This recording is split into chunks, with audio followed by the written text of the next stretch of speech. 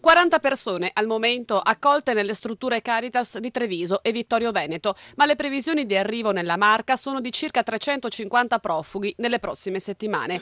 Tensione, preoccupazione e disagio sui volti di Don Davide e Don Ferruccio, direttori Caritas, per una situazione che rischia di arrivare al collasso se non si prendono decisioni strutturali nelle sedi opportune, in questo caso Ministero dell'Interno e prefetture.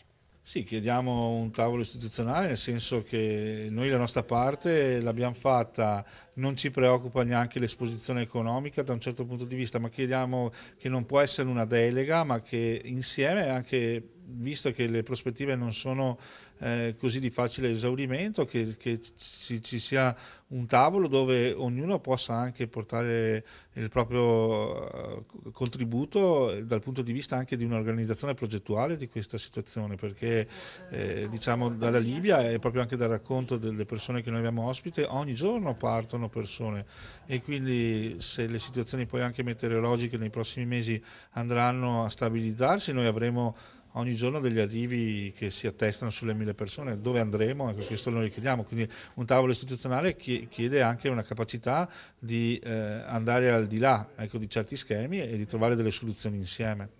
La situazione provoca incertezza, paura e tensioni. Le Caritas per vocazione promuovono e mettono in pratica l'accoglienza, la necessità di sicurezza degli individui, ma anche le loro possibilità sono al limite. C'è la sensazione che non ci si renda conto di tanta emergenza e delle situazioni di sofferenza che questi profughi hanno vissuto. A Vittorio Veneto sono state accolte anche molte donne.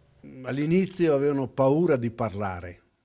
Ecco, ma adesso cerchiamo un po' alla volta di farle parlare, per dire un po' che raccontino quello che hanno vissuto, perché in Libia, vengono dalla Libia e vengono, ecco, non si sa cosa abbiano vissuto, come siano state trattate, ecco, si vede che hanno anche un viso triste, ecco, sono un po' chiuse in se stesse.